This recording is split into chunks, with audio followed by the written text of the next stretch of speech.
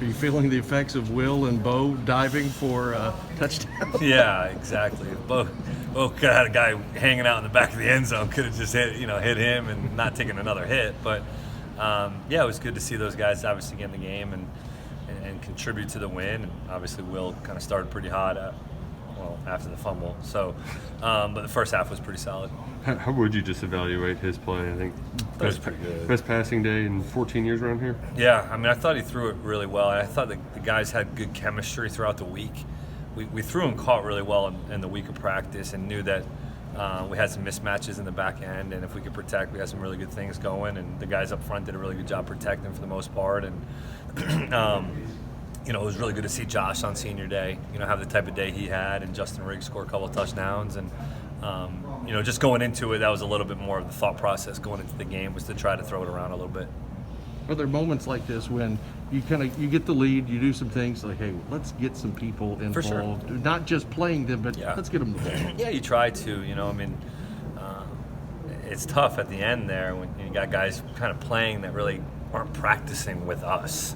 Mm-hmm. A lot of those guys practice on the scout team, and so you're trying to call plays that they know and can execute. It's a lot of day one install things, and it's tough to call at those moments, but it's fun to really get those guys in and see them play. We've had this conversation about Chris fumbles before. Do you even say anything to him at this point? No.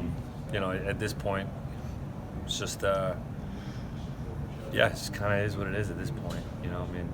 It's difficult to put into words, and you feel for him because it hurts him. I know it hurts. I know it's not for lack of caring and lack of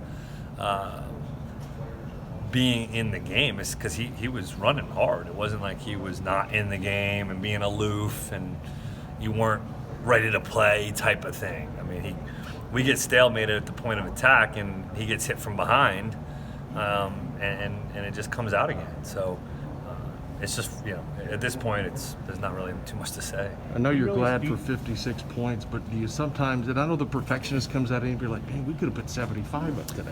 Yeah, and it is obviously the goal, but I've been on the other end of that stuff too, and it's not fun when you put up a lot of points like that, and put up 56. I think it's pretty solid.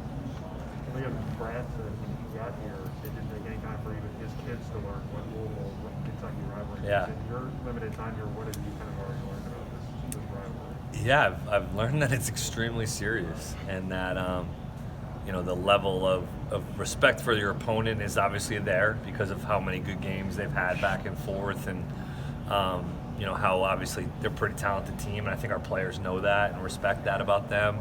But I do believe that, just hearing the guys talk, I haven't really gotten into it too much yet, but I'm sure this week will be a rude awakening for me in a good way. I know you and Brad were rivals back in the day. Who was the Minutemen? Who the Minutemen rival? Minutemen's rival? I don't really know. I mean, we just dominated everybody. No. If I had to say, it was like New Hampshire, probably. And when Chip Kelly was there, Chip was there, and Coach Mack was the head coach. Ricky Santos was the quarterback, was a good friend of mine. And they were pretty talented. They had some really good players. So I would say probably New Hampshire at the time. Louisville, they will score quite a bit of points that they can put them up.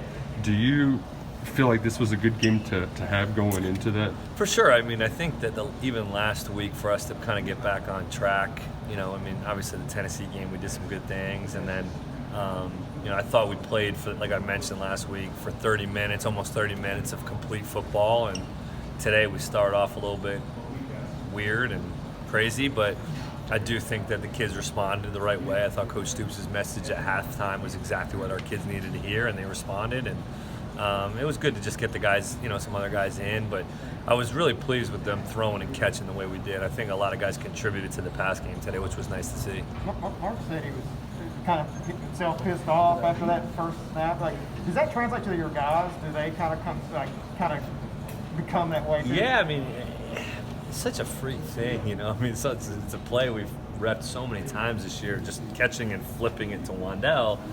I think what happened, from what I understand afterwards, where they were stemming late, I guess, in the cadence, and Fortner snapped it, I think, a little bit, maybe prematurely, a little high and hot. Will doesn't handle it, clearly, and then doesn't go fall on the football. And it's just one of those things you just hate. It's just sickening to start that way. You know, I mean, all you're trying to do is come out and start and be positive and roll and do some really good things, and we're just not there yet, you know, for whatever reason. As a team, we're just not there in terms of being able to just come out, take care of business, do it all clean, and then, but I thought the kids responded, which was nice. Liam, how good was it to get Nick that series? Yeah. After how long it's taken him to even make his debut? Totally, really happy for Nick. You know, I know he's battled the injury bug for so long in his career. And, you know, Nick, it's funny that, I mean, the guys on defense see it every single day because he's the scout team quarterback. And he does some really good things. He competes his tail off. He makes some unbelievable throws. And so it was really good. I wish he could have thrown it. I wish we were in the position where we could have thrown it a little bit more with him, just to see him do some different things in a game situation. But it was nice to get Bo some reps. And, you know, the first ball Bo throws on the sideline was a big-time throw and catch. I mean, we're running 4 verts with a hinge. And they're playing quarters, which is kind of not a great play for that. And he throws a great ball to the sideline and hit another seam ball, which was great. So I just thought it was really good to get those guys a little bit of work.